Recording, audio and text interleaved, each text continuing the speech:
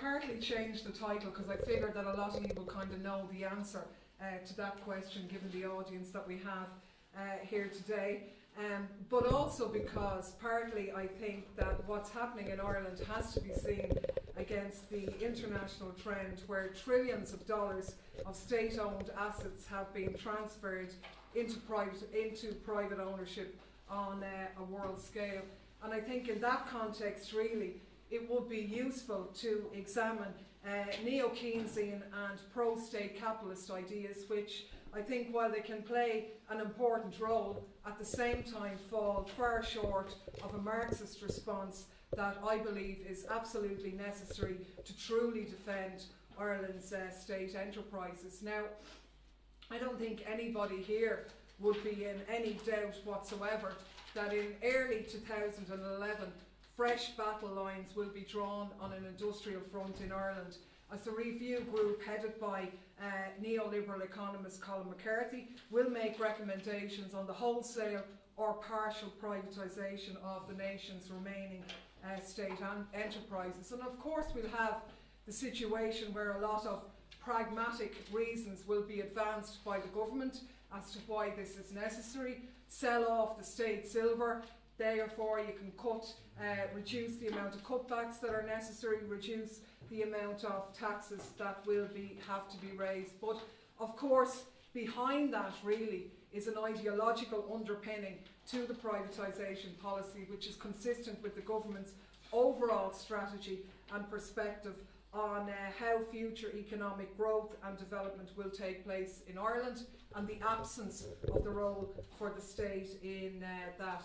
Clearly the government's approach will be familiar to political activists at this point, 3 years into the economic crisis. It's based on an internal devaluation, based on attacking wages in all sectors, ferocious cutbacks on public services, raising taxes on workers' income, while at the same time maintaining and keeping corporation tax at 12.5%. And of course the rationale behind this strategy is that unlike bigger markets, a fiscal stimulus would have a minimal impact on Ireland's open economy, and instead the conditions have to be made ideal for future foreign direct investment which would come from export-orientated industries. In other words, what they're trying to do is engender a Celtic tiger all over again, clearly having learned nothing from the past. And it will be obvious probably to people here why that strategy is doomed to failure. I think firstly you have the false assertion that amongst the symptoms of Ireland's economic decline in recent years was a drop in wage competitiveness. Now this is absolutely at odds with research conducted by the likes of Unite, which revealed that Irish wages were in fact below the EU 15 average, and in fact in the bottom half of that table. I think it's clear as well that if wage levels contributed to a lack of competitiveness during the last decade, it would have evidenced itself in declining exports, and quite simply that didn't happen. I think the second problem they have is the situation regarding corporation tax in Eastern Europe, where you have countries like Macedonia and Estonia which lay outside the EU during the Celtic Tiger, having corporation tax levels of 0%. So what's really going on in Ireland is a race to the bottom, where Ireland can hope to compete only on the basis of a vicious austerity way beyond anything that has even been hinted at to date.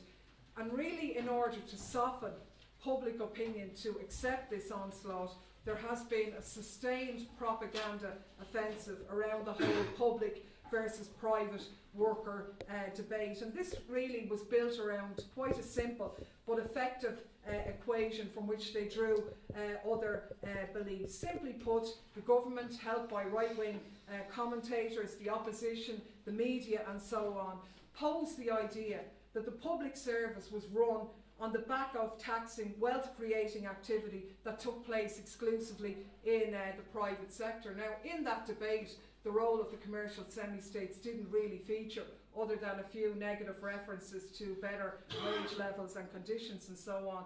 But from that equation, it was really a short leap for them to believe that wealth-creating activity can only take place in the private sector, and that conversely then all economic activity in the public sector is unproductive, if you like, in the Marxist sense. Now, the reality, of course, is that surplus value is created by productive economic activity, regardless of whether the owner is public or private. And I think the profits recorded and the dividends paid to the state through the decades by the likes of the ESB, Telecom Éireann, Éireannta and so on are a testament to that simple fact, but obviously they're very conveniently forgotten by the establishment and rarely mentioned. And essentially, if you like, this is the semi-state myth number one, the myth of the unproductive semi-state, and it is closely followed by myth number two, the rip-off or the grossly inefficient semi-state that we get to hear an awful lot about. We've all heard the one about people having to wait 18 months to have a landline installed in their home in the 1980s. In fact, you hear that example so much, it's patently obvious that they're scraping the bottom of the barrel to try and find any more than that one. The other favourite, of course, is the Ryanair brought cheap air travel to Ireland myth, which the moral of which being, if you like, competition good, public monopoly bad. And I think that example is a very good testament to the whatever slogan or the lesson of if you say something often enough, people will believe it, because that's a widely held belief, but it is absolutely an utter rot. If you like, they very much forget that there wasn't much competition when Aer Lingus was ordered off a lot of its routes to make way for Ryanair. They forget conveniently that it was management and government appointed hacks on the board of Aer Lingus that were responsible for its pricing policy. But crucially, I think they forget that airfares everywhere fell in the 1980s as air transport became the dominant mode of international travel. It's a bit like, remember years ago when nobody had a video, it was out of reach of the ordinary householder. Suddenly then it's mass produced, prices fall, and it becomes open and accessible to all. And clearly the impact of falling and more common air travel had a much greater impact on Ireland, because the studies even now in this recessionary period reveal that Irish people travel by air on average 5 times a year versus the next nearest person in the EU or population in the EU, where it's slightly over 2 years. And that's clearly because we are an island nation, and air travel in that sense is hugely important. But that said, I think the left really shouldn't feel any obligation or pressure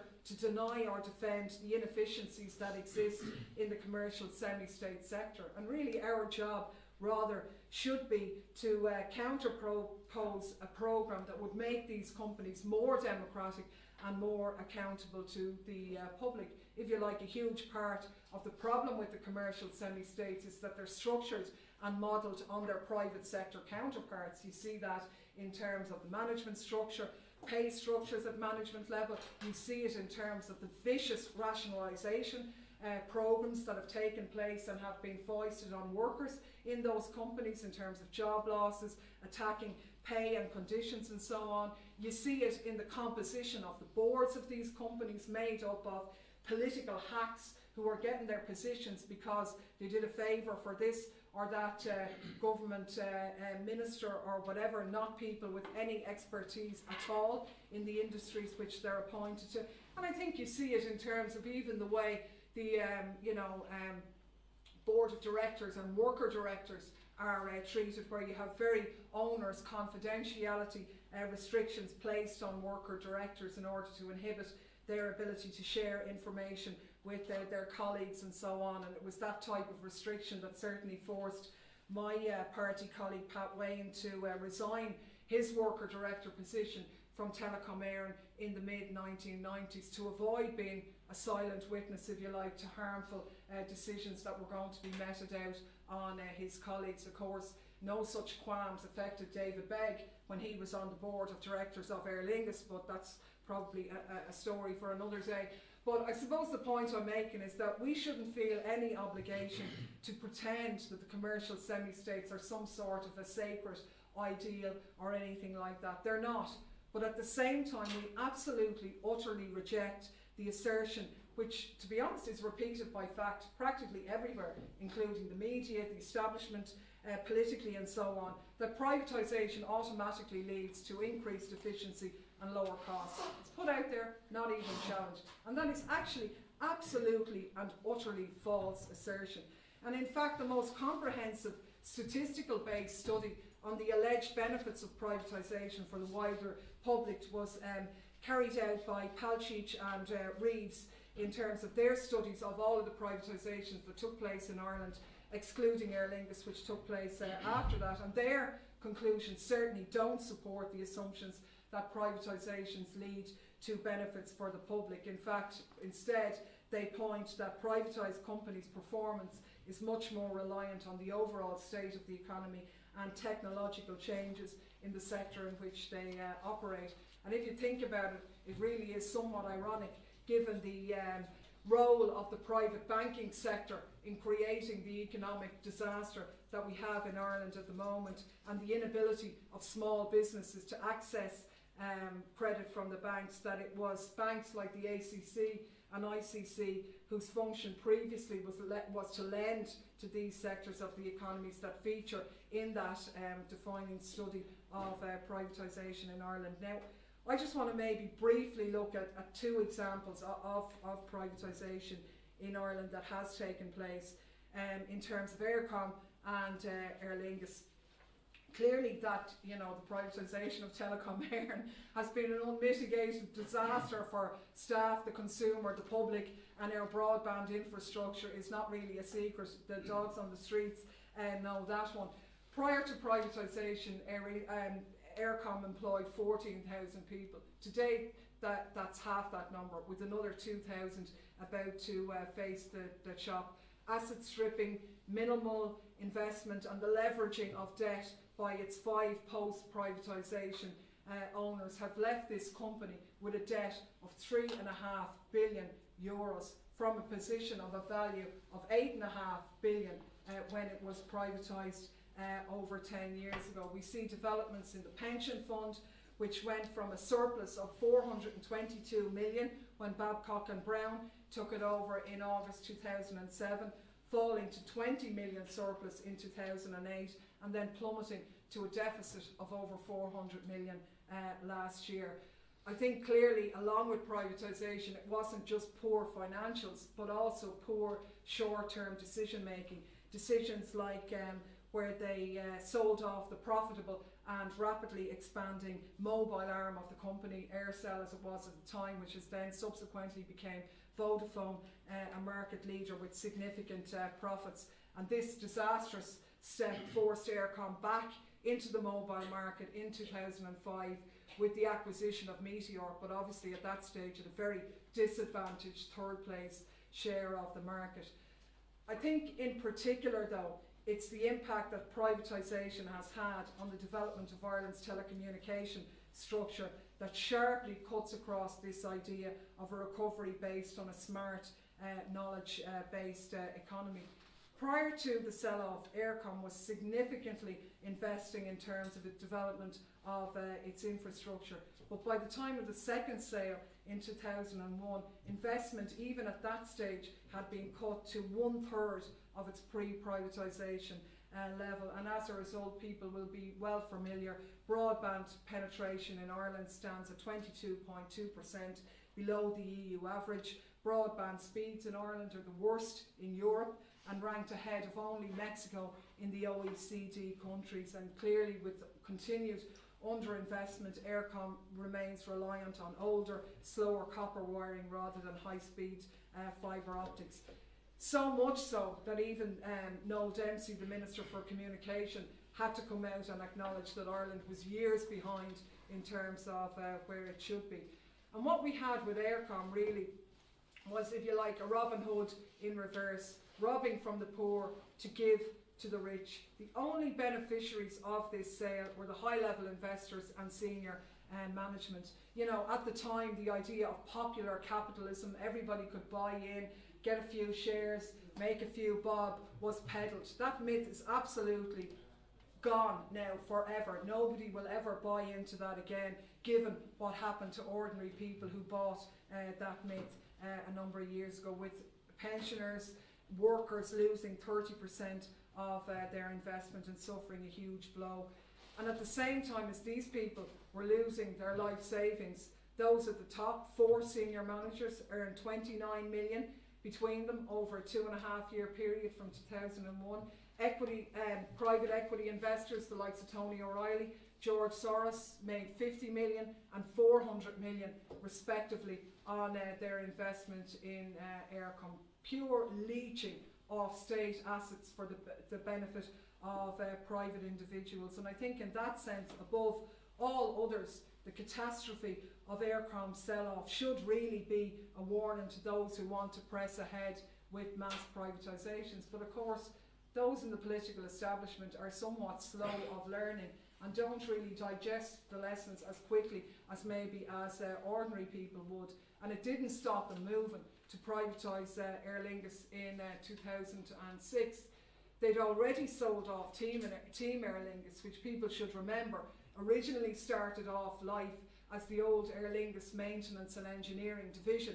It was all part of the one company. It was turned into Team, and then Team was sold initially to FLS, where all of the assets and stock, if you like, was poached and bled dry at that time. They made a killing, moved out. Next lot move in, SRT move in, they make a killing and they move out. And that example was obviously very well aired last year with the pulling out of SRT and the loss of over 1,000 high-tech, quality, skilled jobs in Ireland, equating at the same time as the crisis in the economy. And the irony, or the disgusting part of that, was while those good jobs were going out of Ireland, Aer Lingus, the parent company, originally maintenance work was being done in France and in Germany, and the owners of SRT brought, if you like, the work home to their home base in Switzerland. Now, the rationale put forward for the sale of Aer Lingus was absolutely spurious, and it's one of the most pathetic examples, if you like, that they use, that the company needed money to expand its aircraft. Therefore, it had to be sold to get money. Absolutely and utterly ridiculous. In actual fact, what they did with the proceeds of the government's 75% share in that company was put back into the company. So the taxpayer didn't even benefit anything out of it. It went into the pension fund and it went back into the company. And I think, Aer Lingus is a good example, really, to expose neoliberal ideas and the falseness of privatisation, because Aer Lingus was set up by the state because clearly, historically, there wasn't an indigenous capitalist class in Ireland that was going to take the risk at that time of setting up an airline. The initial investment in that company was repaid many times over to the taxpayer. An example we used to use an awful lot was the fact that in the 1980s, Aer Lingus workers on our own paid more taxes than all of the farmers in the whole country. And at that time, obviously, there was a lot of EU handouts being given to farmers. Nothing wrong, they're not slagging farmers now or anything like that. I just mean it from the point of view that the scale, if you like, of the investment and the return to the economy of the Aer Lingus workforce was absolutely immense. In its history, tens of thousands of people have been employed in that company in relatively decent, permanent, pensionable employment. Even today, there are 10,000 people who are either active workers in Aer Lingus or are contributing to the pension scheme. And it used to be calculated for each one of those jobs in the likes of Dublin North, where I live, but presumably in Shannon as well, those jobs supported maybe up to 4 other jobs in terms of the purchasing power and the input into the economy there. Clearly there was a huge role in terms of regional development in Shannon, which was, once the company was privatised, cast aside with the axing of the Shannon Heathrow route for purely short-term profit reasons. And you have a situation now in Aer Lingus where 10 years ago, 7,500 people were employed in that company. Now the figure is nearer to 3,500. And just because the likes of O'Leary always put it out there in case people think the other 3,500 who've lost their jobs were just standing around doing nothing. In some instances, these functions no longer are there because the quality of the service has been lessened. But crucially, a lot of those functions have been outsourced And it's not that the job isn't being done, it's just being done on other people, by other people, on significantly worse terms and conditions of employment. As I said, we've seen what happened with Shannon and the Heathrow route. And I think as well what's really going on with the cabin crew at the moment is an Irish Ferries type situation where people are being employed in contracts in other countries, if you like, on significantly lesser terms and conditions of employment and flying hours that exist in those companies, and the race to the bottom is very much being brought in. And just maybe on an aside, because it was mentioned in some of the studies and I've seen it put out by some right-wing economist types, this idea that the beneficiaries of privatisation were the workforce is absolutely laughable. Clearly in terms of the terms and conditions and job losses that have taken place, that's obvious, but also in terms of this idea, well, they got a 15% shareholding in the company. The Aer Lingus shareholding was purchased on the basis of a loan taken out with Anglo-Irish Bank, coincidentally enough, of which I think the interest being charged on it is about 2 million at the moment. Not a penny has been paid to Anglo-Irish Bank in the past 2 years by the Aer Lingus ESOP share fund, because obviously the company wasn't making any money, so that wasn't going into their fund. So what we have is bits of paper assigned to staff which are absolutely valueless and which are mortgaged up to the hilt with a multi-million euro loan with Anglo-Irish Bank. So it's absolutely laughable that there's going to be any killing or anything like that. So I think even from those two examples, it's very clear that, you know, privatisation isn't good for workers and isn't good for the economy. But I think we should maybe use a forum like this maybe to tease out some ideas a bit more around that and discuss what is the best approach and the best ideas in order to try and halt this avalanche, really. And you know, if you look at contributions like those in the Progressive Economy blog and so on, who come at this subject from a sort of a Keynesian perspective, I think on the one hand these people really countered the government's neoliberal policy. They stoutly defend the role and the potential role of the commercial semi-state and how that might be used to regenerate economic activity in Ireland. And in that sense they've done and do an extremely good service, if you like, in engendering debate around these ideas. The arguments presented by these economies should be supported by those on the revolutionary left, sort of as a transitional programmatic demands or policies, which certainly, if they were implemented, would better the prospects and the conditions of the unemployed and those depending on public services. And we should and would absolutely fully support these ideas and initiate campaigns around them.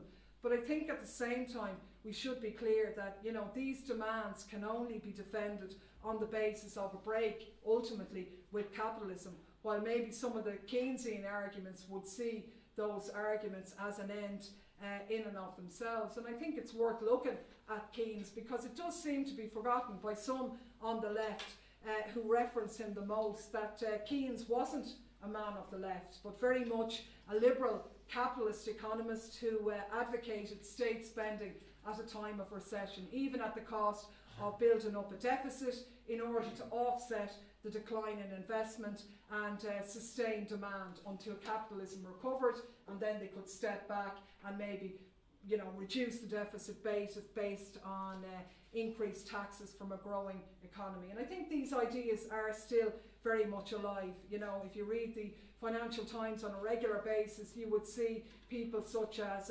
Martin Wolf, who advocates these policies really from the point of view of saving capitalism. At a global level, the likes of Wolf, Krugman, Stiglitz back for Keynes. But we have a particular, I suppose, a peculiar situation in Ireland where there isn't any right-wing economist of note who maybe articulates those ideas and advocates Keynesianism. And then in that sense, really, sort of by default, he's become associated maybe with the reformist left in this country, and maybe that's something that people would like to tease out. I think the very fact that the Irish Congress of Trade Unions hosted a lecture by Keane's biographer, and that would lend itself to this situation also. I think matters are further confused when you see the likes of the Irish Congress of Trade Union economists who really cite Keynesian policies in capitalist governments, and maybe with the Chinese state, and that as well would lend itself to that. So I think, Keynesianism has to be looked at. It went from being the dominant orthodoxy in the post-war period to being really marginalised within capitalist economic discourse by, we'll say, the mid-70s, and then gave way to monetarist and neoliberal policies that prevail today. And the reason for that, and why these ideas were marginalised, really was because of what has been referred to as the profit squeeze, where the rate of profit,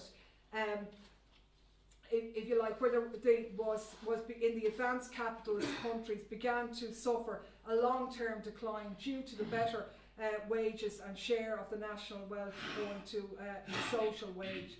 And I think particularly because of competitive pressures which forced the capitalists to invest and reinvest in plant and machinery.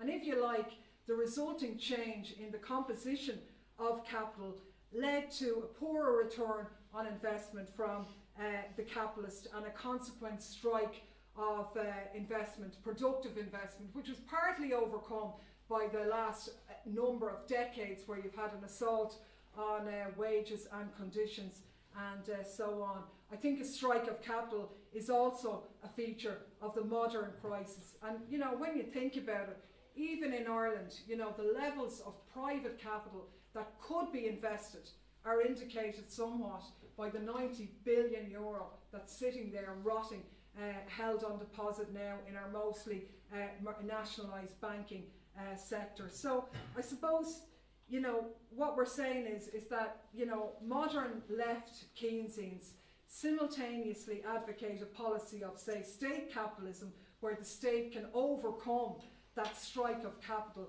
by making a political decision to invest in state enterprises and public works. And similarly, that a political decision can be made to set up labour-intensive industries. It's an idea that is beginning to take influence. And in that sense, it is pretty novel, because there aren't any capitalist governments out there which are creating new state enterprises. They're not expanding any existing ones or anything like that. So in that sense, these ideas can become popular. Clearly, there's more than a grain of sense in advocating an approach which doesn't depend on foreign direct investment, over which we've practically no control anyway, and out of which the Exchequer only gets 12.5% minus all the tax breaks, which probably lead to maybe 1%.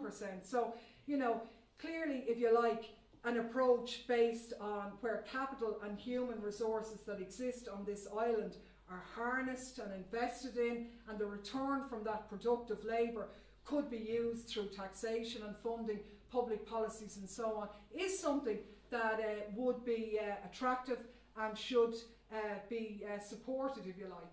But I think it's important at a forum like this to say that, while there are programmatic demands around opposing privatisation or expanding state enterprise or, developing public works to create jobs, these will be very common to Marxists and those from the reformist left, as it were. But at the same time, I think we should place really further demands that maybe would diverge from some of these trends, that doesn't, if you like, go far enough. And that's not to be nitpicking or argumentative or anything like that, but it's based very much on the very real understanding that capitalism is a crisis-ridden system. And in that sense, the demands that we raise, the struggles that we engage in with working people and the unemployed and so on, should address the immediate concerns of people and draw people into active activity and so on, but it should also point to the measures that are required to break with capitalism. And I think in that sense, a Marxist programme for industry and economic planning, it's not clearly a detailed blueprint of how you'd run society, but it should certainly if you like, indicate the key principles on which such a society would be built. And to that sense and that end, I think the issue of workers' control and management of industry is a very, very crucial one. And this used to be, if you like, a standard of the reformist left. You know, workers' control of the shop floor in the 1970s and so on flowed naturally, if you like, from strong trade union organisation and a shop stewards movement that could operate independently of the full-time apparatus. And I think one of the tasks faced by activists today is the need to relearn and redevelop those lessons from the past, because, you know, while state control of industry and enterprise doesn't equal socialism, at the same time you can't have socialism without state ownership. And workers' control of the shop floor and co-management of industry and commerce, while at the same time having an input into decision making by consumers or the broader society at large. These are essential demands, really, I think, for revolutionary socialists and Marxists to raise, because if socialism is truly an act of self-emancipation by workers, then it has to find a form, if you like, in the workplace.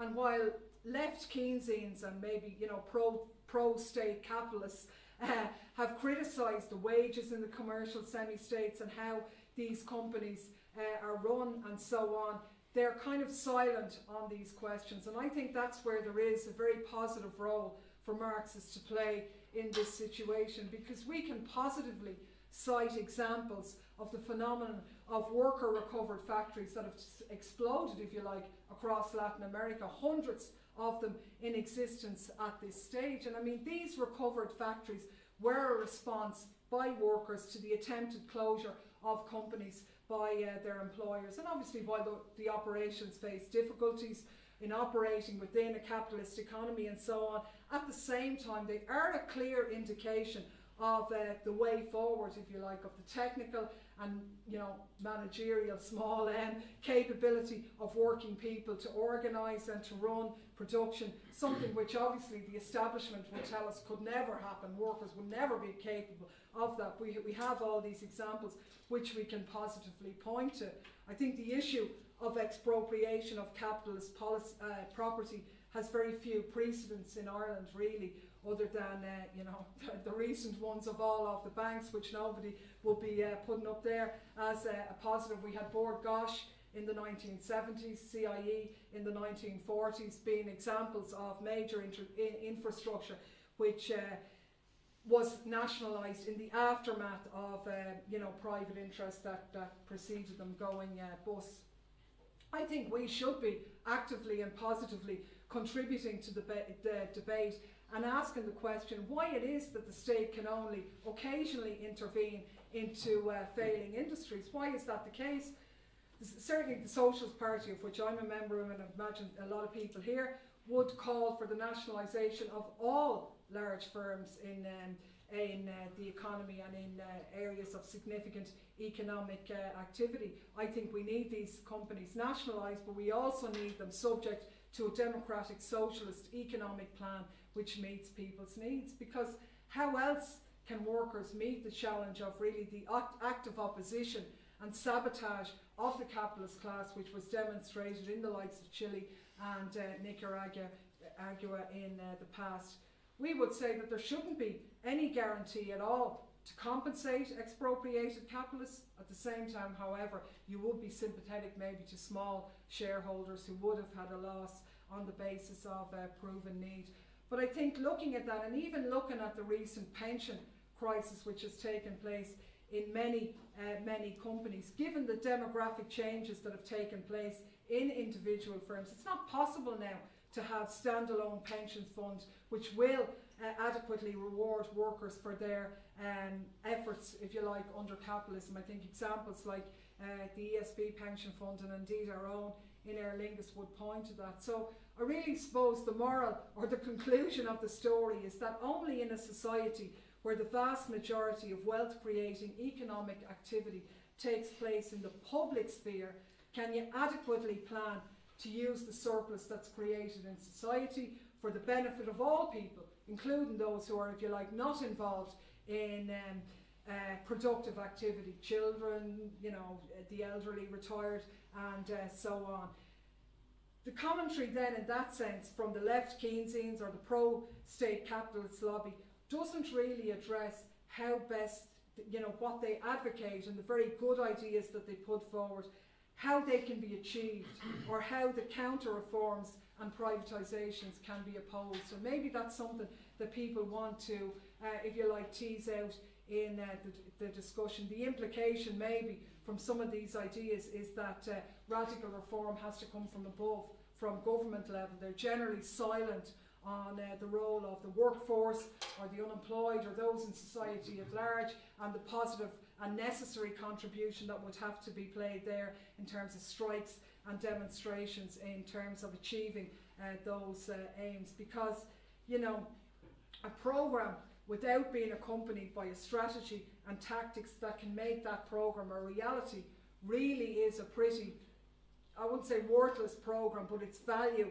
is substantially diminished. It's clear that the trade union leadership in Ireland have on a number of occasions stepped back from taking the responsibility that they should have. We've heard them explicitly saying that they don't have a right to bring down the government, despite the fact of what this government is engaging in is absolutely against the interests of ordinary people and was brought in not based on any programme that people voted for. And in that sense, not only do the trade union movement have a right to bring down the government, but they actually have a responsibility which they should be engaging on to bring that battle to the fore. And in that, clearly, they have failed miserably. If they had a fraction of the determination being displayed by the French working class and so on, I think we would have an entirely different situation in this country. And in that sense, I think a discussion around the defence and expansion of the commercial semi-state sector